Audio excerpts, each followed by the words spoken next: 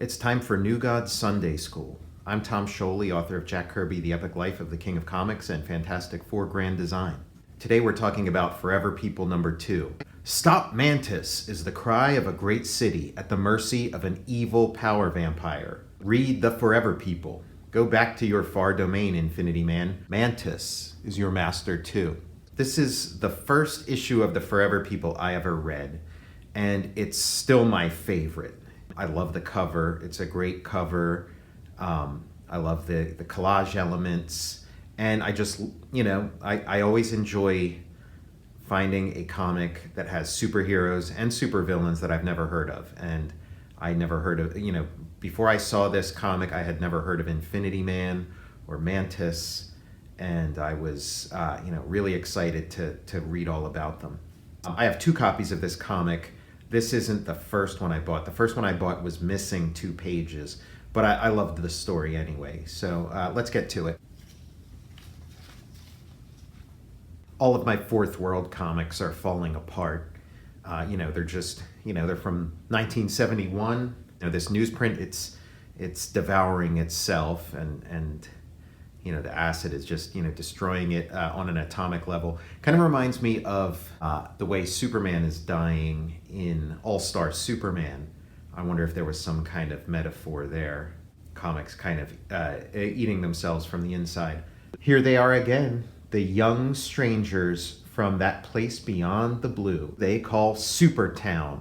Although their background is shrouded in mystery, are already embattled on Earth against emerging forces of awesome and terrifying nature. And are we in this too?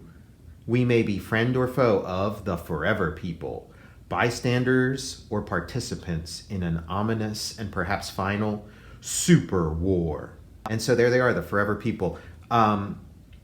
You might note, Beautiful Dreamer here looks exactly like young Rosalind Kirby, Jack Kirby's wife. So I don't doubt that he, was probably referencing a photo of her.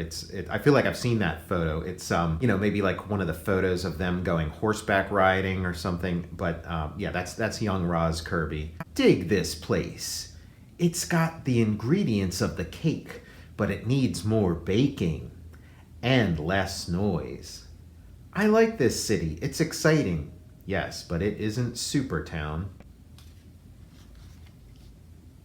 So there they are, causing a traffic jam, a lot like, Thor would do, or the various Marvel characters. But somehow it just feels different here. It feels fresher. I'm not sure exactly why. I mean, just the fact that these are, underexposed characters. These are sort of prime Jack Kirby characters. They have all the flourish and all the hallmarks of Jack Kirby characters. But I didn't grow up with them. I didn't have underoos that had these characters on them. I didn't have any comic books featuring these characters. I didn't have any toys featuring these characters growing up. So it just feels just incredibly fresh. Yeah, get those hippies up in the air, and maybe they'll cancel out the smog. So that's like if Scrapper wasn't appearing concurrently in Jimmy Olsen, you might think that that's, Scrapper all grown up, like, one of the Newsboy Legion or one of the Boy Commandos or something. Brooklyn from the Boy Commandos. The dialect is primitive, brother, but the humor cries out for a straight man. Tell me, Mr. Corn, what's a hippie? Ha ha, that's easy. All you gotta do is show him a bathtub, and if he runs, he's a hippie. It's like direct involvement with ancient vaudeville. Thank you for the experience, brother. Even the brother was overcome by the joyous emotional release. Thankfully, there's this panel where we see that guy was not crushed to death by Big Bear's bear hug. He seems okay. Okay, laugh this off. Clear out. Clear traffic or I take you in. Clear out. Clear traffic. Clear out of sight. Groovy. We've got to bypass this communication problem. On board for emergency phase out. Big Bear hugs this guy here almost to death, at least to injury. Jack Kirby's elevator pitch for the Forever People would be they're the world's first non-violent superhero team. So you're not going to see any violence in here. So all of the violence is comedic or accidental. Big Bear didn't mean to crush that guy. He was just giving him a hug. He just doesn't know his own strength. But you can tell, Jack Kirby is used to doing these sort of, violent superhero stories. So it's an adjustment. He does feel the need for a certain amount of action. And so kind of inserts it in ways that make the characters appear passive aggressive. And so that was sort of the idea for Infinity Man, that the Forever People can't fight, but Infinity Man can. So when it's time for fighting, they split. They split the scene, and they flake out, and Infinity Man makes the scene and makes with the knuckle sandwiches. Like this violence here, it feels very passive aggressive. That Big Bear does want to hurt this guy, and he does take offense at what he's saying, but his ego won't allow him to admit to himself that he is someone who has anger and is someone who wants to hurt people from time to time, and so he sort of does it in a seemingly accidental or good-natured way, but it's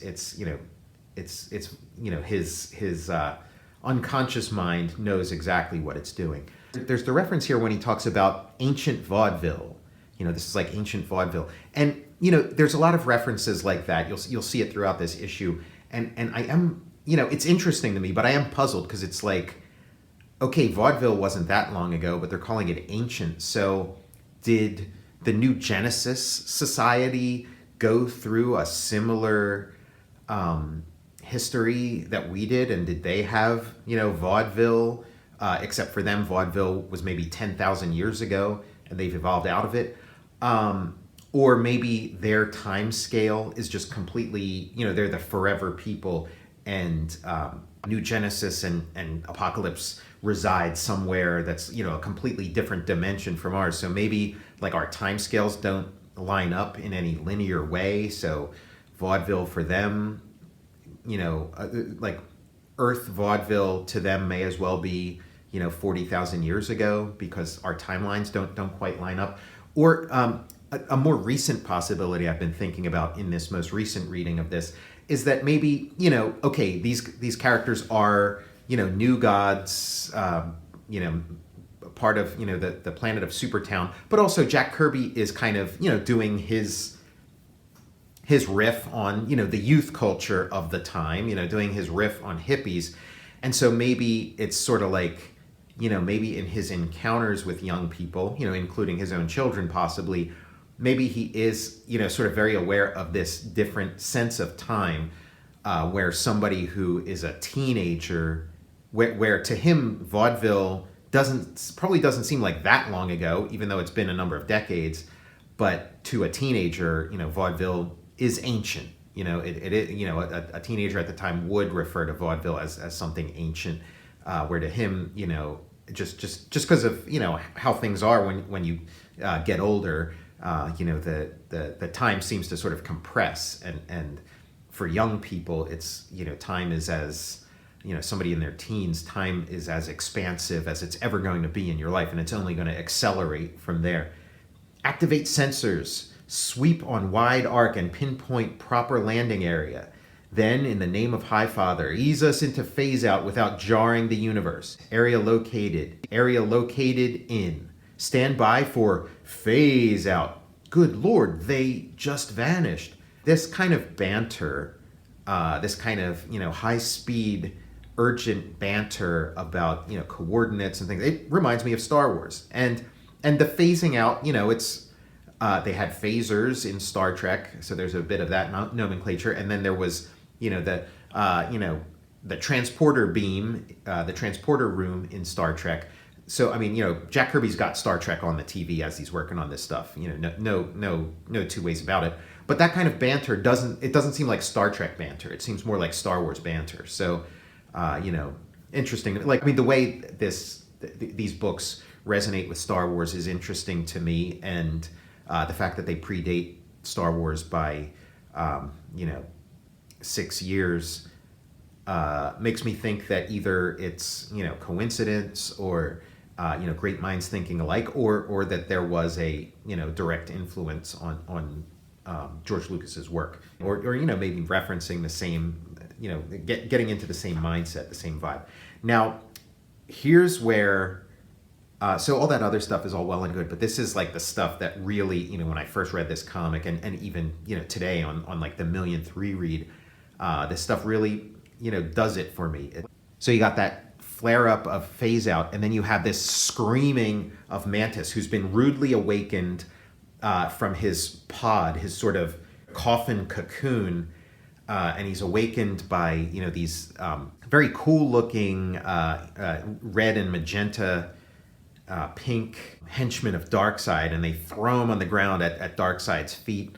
Out of your power pod, Mantis. Did you think to hide from Darkseid? Don't rouse me. It is not time. My body will lose its precious gain of voltage. Don't whine. You are in our master's presence. Darkseid, hear me. Help me.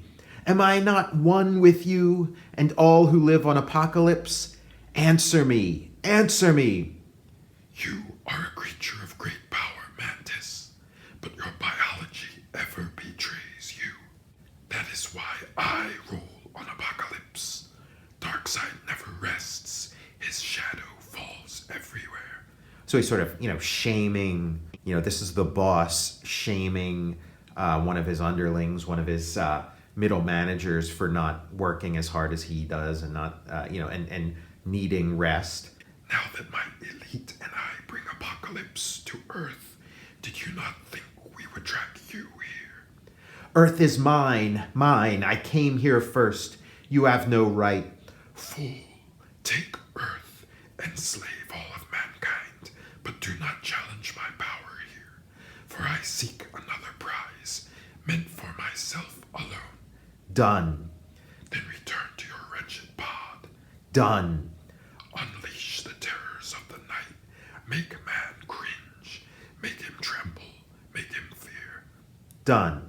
So, there's an interesting dynamic set up here that Darkseid's goals are not exactly in line with the goals of his underlings.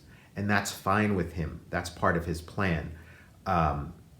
Mantis is not as smart or as cunning or as plotting as Darkseid. He's powerful, maybe as powerful as Darkseid when he's at his best, but he fights and attacks and destroys without any real game plan, while Darkseid has a purpose. He has a very specific goal in mind, and Mantis's outbursts are one of the tools that he uses to accomplish these goals. Meanwhile, in a district of the city where abandoned buildings wait for the coming of urban renewal, contact completed. We're phasing in. They're in this sort of, I think Seraphin calls it, well, we've made quite a jump from Mad Avenue to Desolation Row. Mad Avenue, the Mad Madison Avenue of madmen, and Desolation Row, which in the Forever People #1 episode, I noted that Seraphin feels a little bit like Lay Lady Lay era Bob Dylan, like the Nashville skyline Bob Dylan. And so, talking about Desolation Row, Jack Kirby's hearing these phrases and maybe hearing these songs on the radio. But it's so peaceful here. Wait, Mother Box computes our situation. Mother Box can save her advice. We're no longer children. So you can sort of imagine like Mother Box is sort of this computer that's maybe assigned to them at birth or in their childhood, almost as sort of like a robo nanny. And now they're teenagers, and their relationship with Mother Box continues, even though some of the members of the group feel they've maybe outgrown her. Here's the leader of the group, Mark Moonrider. Mother Box protects us. When she talks, we listen. Ping, ping, ping. There go her sound circuits, voicing danger again. But I see nothing that could harm us. He can. Mother Box says so. So this little boy shows up, and you get the sense that, maybe there's some kind of like omen situation going on. Maybe this kid has some kind of, crazy powers or some, there's more than meets the eye. He asks them, "Oh wow, I've hit the jackpot. You're from out of this world, and you're real." "Of course we're real. Truth is real. Truth lives forever. We're the forever people." So that's the first time we get any kind of attempt at an explanation of the title of this book. As the series goes on, they do a lot of time traveling, so I thought, maybe that was part of Jack's concept, but I mean, forever people just sounds cool, and then you figure out what the comic is later. "You sure speak sorta far out, but it isn't freaky. Nothing like that. That's it. The danger source. It's Uncle Willie. He's the security guard here." So Uncle Willie is the danger in the area. He's, kind of scared. He's got a gun. He's scared. He's shaky. He's maybe a little paranoid. And, that's a dangerous combination. "You bet I am. As long as I have this, we stay secure. Now come over here, Donnie boy. Here to my side." In the previous issue, Beautiful Dreamer didn't say a word. And so some of the letters in future letter columns ask, can Beautiful Dreamer speak? They thought maybe it might be like a Black Bolt situation. But in issue 2, we see she does speak. She's very eloquent, and we get a demonstration of her powers, that she can sort of weave illusions and spellbind, make you see things that aren't there. "No, Uncle Willie, we are not as you see us. Your mind and heart are racing. Slow them down, down. There's no hassle, Uncle Willie. They're not like the gangs who come here to start trouble. Mother Box can act swifter than his weapon. No, Uncle Willie is only confused, like a man in a dream. Back, back." She's gaslighting him.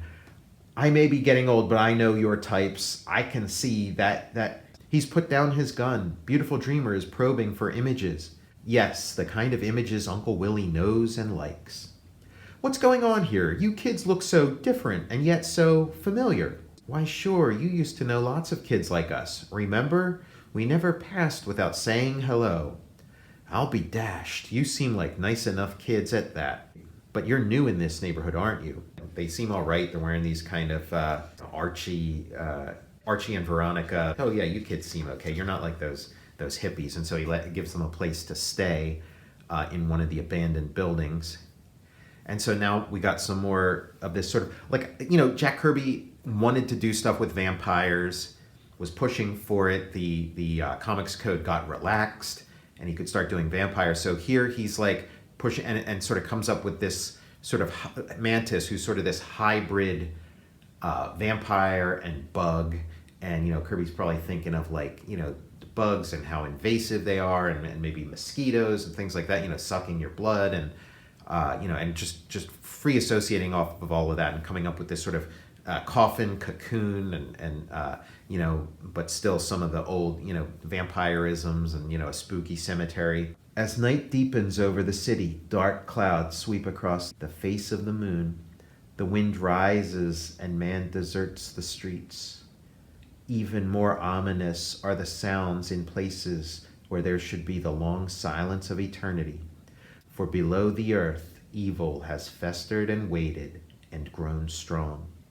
It is time. My powers are at maximum charge, and the city waits for the coming of Mantis. Here I shall carve out the kingdom I am destined for, against all foes. Now I have to say, these early issues are inked by Vince Colletta. He's a controversial inker. I would love to see how these pages look inked by Mike Royer, because his inking is always a lot closer to Jack Kirby's pencils. It's a lot closer to Jack Kirby's intent. So I'd like to know just what's there, because Colletta would sometimes leave things out. That said, I feel like Coletta's inks are doing the good things that they often do. They're giving this issue a mood and a darkness that you don't quite get from any other inker, and I like I said, I'd love to see what the Royer inked version looks like, but I get the feeling that I might not like this comic quite as much as I do if it were inked by anybody but Vince Colletta. as strange as that might sound. He brings like a sense of mystery, when he's at his best.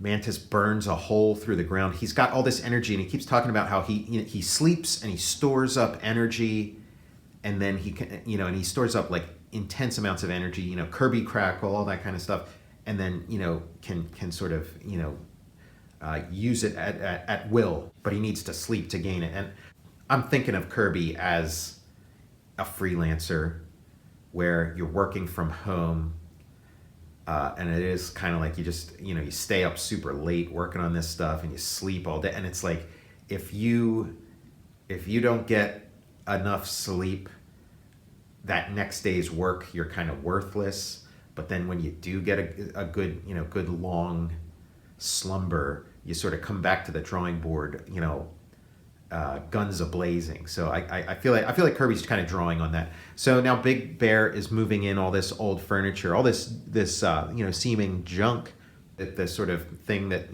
young people would do, hitting the thrift stores. They're finding old junk and what you might think of as being out of style or kitsch, and they're recontextualizing it. You're making some great finds, Big Bear. Some of this furniture left behind by former tenants is still in fair shape. You found enough to furnish an apartment for beautiful Dreamer. This is pure camp. It'll be great in our room. Stay clear, Donnie, while I ease this couch in. Art must be handled with care. Pop art kind of stuff. Junk is art. I don't understand why Uncle Willie calls this junk. Why, that broken old television set, it's a pure representation of early post-atomic middle-class home visuals. And it shows westerns. They're just too much. So yeah, again, I wonder if, these references to post-atomic middle-class home visuals is, something that on New Genesis, they had a similar, they had a 1950s like we did, except they had it, 20,000 years ago or whatever.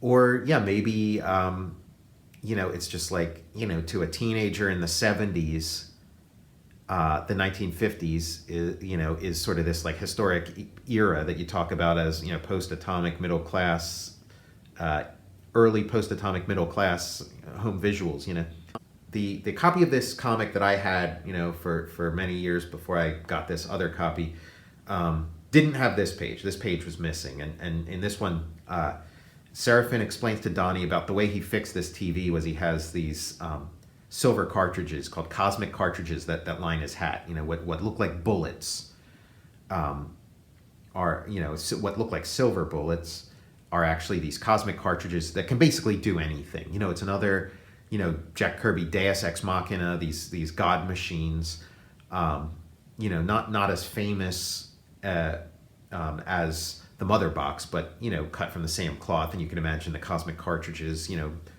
becoming as important, had this series gone on longer. And so Donnie holds one, and it just gives him this cosmic perspective, almost like a pill, like a cosmic magical pill that he's holding that's sending him on a psychedelic trip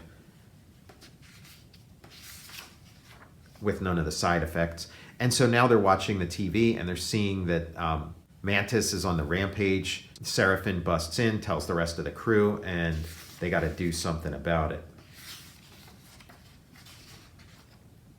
So they get together, they put their hands on Mother Box and do the ritual, and they say, Teru! And then the five become one, and they're replaced by the Infinity Man.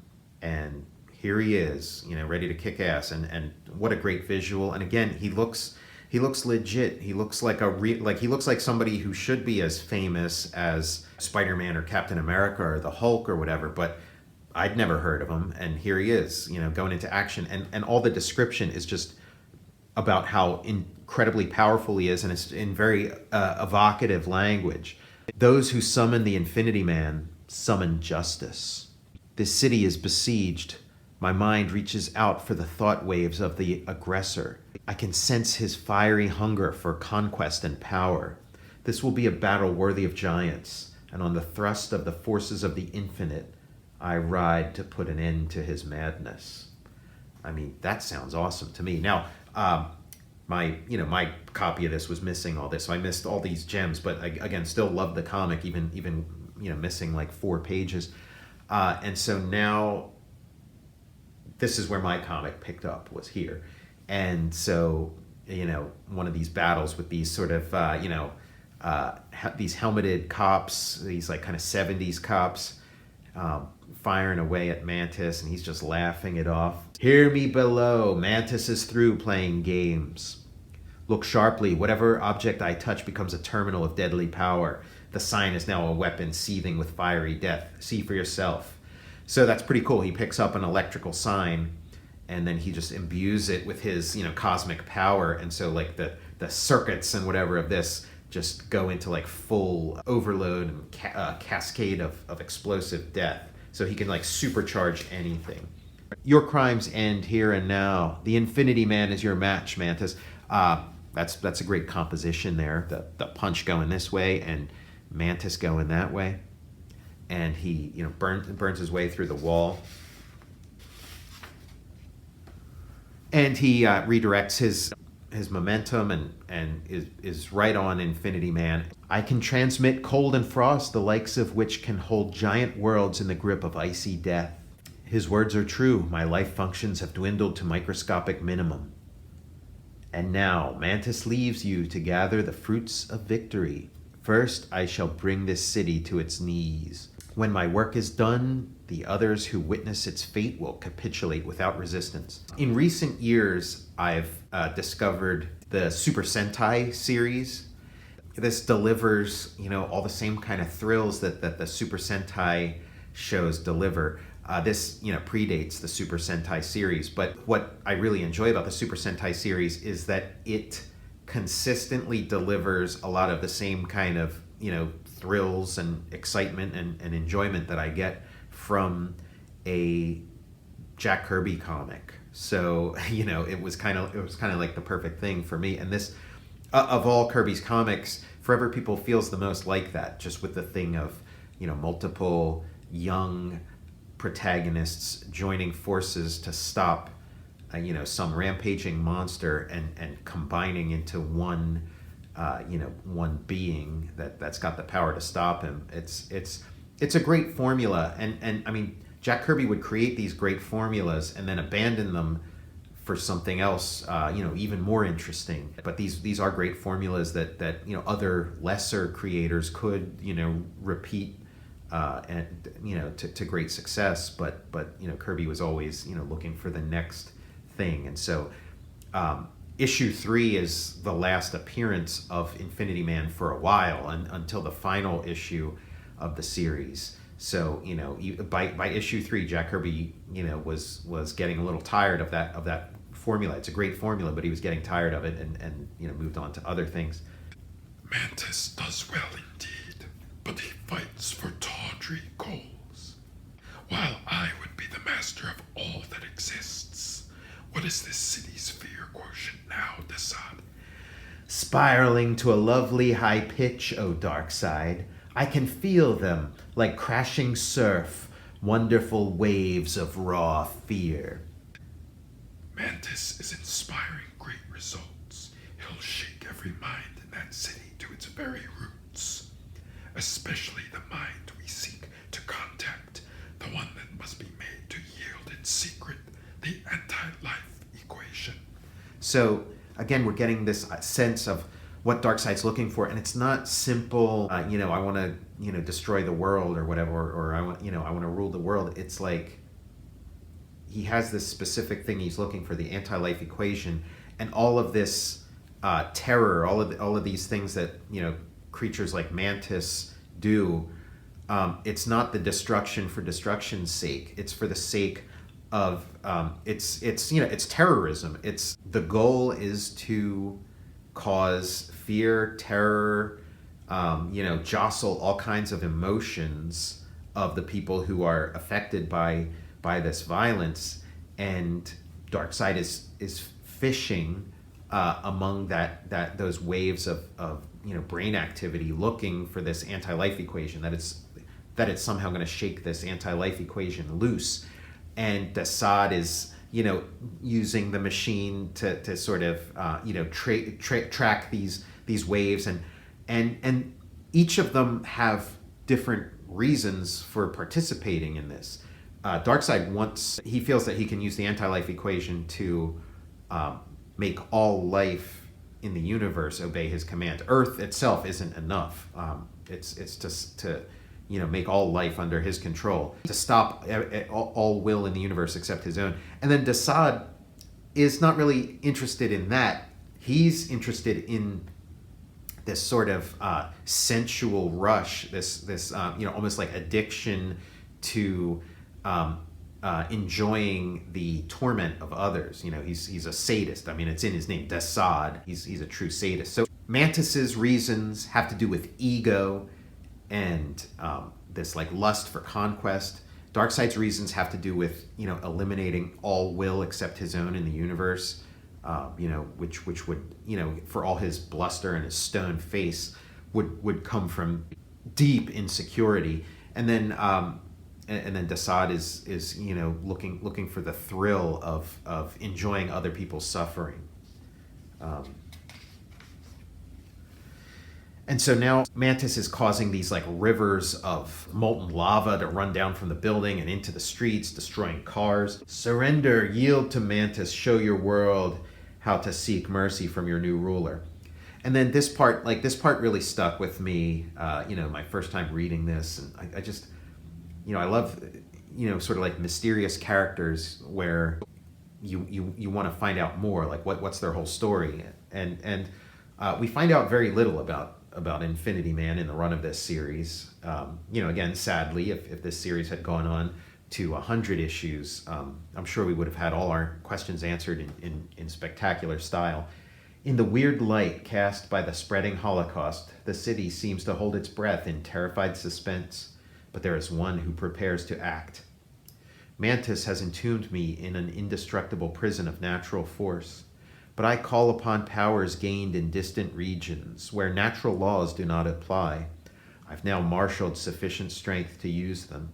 I can manipulate the atoms of this frigiblock, restructure it so I am freed. And now, Mantis, your victory is far from won. So, I mean, that's super cool. I like hearing about how his powers are gained in distant regions where natural laws do not apply. So, he can do the impossible because where he's from, the impossible are, the laws of nature there. Different place, different laws of nature. Different universe. Give battle, you fiend of the deepest pits. Your moment of triumph is not yet ripe. My patience is at an end. First, I shall destroy the city. First, you shall answer to me. Stand and fight, then have it your own way, Infinity Man. My touch now detonates antimatter blasts through your very being. Ugh. It's enough to shatter star systems. But one of your powers needs a greater, more lethal charge. Wow. I mean, I love all that's some A+ comic book battle smack talk. I mean, shatter star systems. I mean, that's great. You really do get the sense in a combination of art and words of just like the immense power of these two beings fighting. Something that you've never really seen in media up to this point. You hesitated to gloat, Mantis. It was your undoing. Try this Infinibeam. It will release your stored energy in one vast rush. Infinity Man's like deflating a balloon. He's sort of sticking a pin in Mantis and taking all of the massive amounts of like cosmic Kirby crackle energy that he's got stored, and just letting it all out in one vast gush.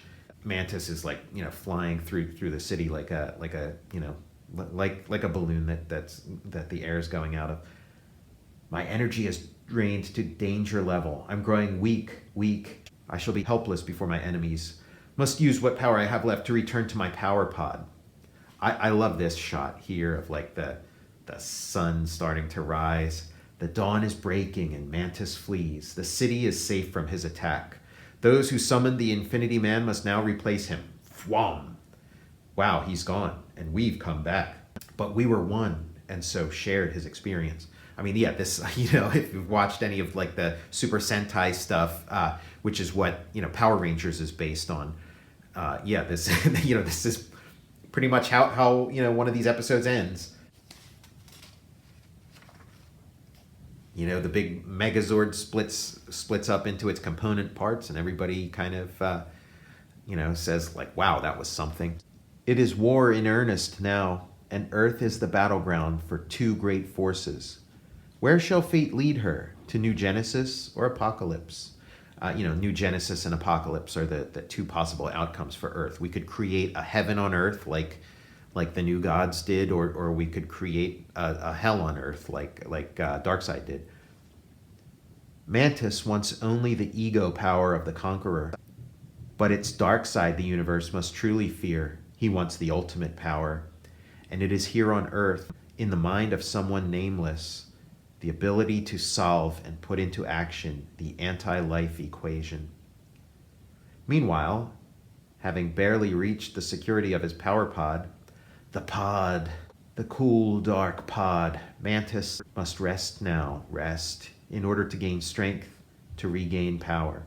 In the previous video, we read New Gods number 2, and there was a great, full-page splash teasing this issue, teasing the appearance of Mantis, how he was pretty formidable. So it makes sense to read New Gods number 2 before you read this. So you get the sort of tease for Mantis, and then now you get to see him in all his power, and you get to see him defeated and go crawling back to his power pod. And when Mantis shows up again, it'll be in the pages of New Gods. He becomes an adversary of Orion. So it's kind of cool, the sort of cross continuity of all these books. They're very tightly integrated in a way that feels more organic and carries more weight than it does in the Marvel universe that Kirby and Stan Lee and Steve Ditko and the rest worked on. It just has more impact here, in my opinion. From the shadows of the deep crypt, a figure, brooding menace, detaches itself. Mantis fights hard and fails hard. He cannot learn to plan. That's a great one, right? You'd hear about like, oh, they work hard and they play hard. Mantis fights hard and fails hard. That's a harsh assessment and dismissal by Darkseid.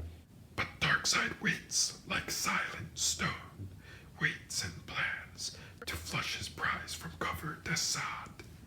And if you would wrest the secret from him, give him to me.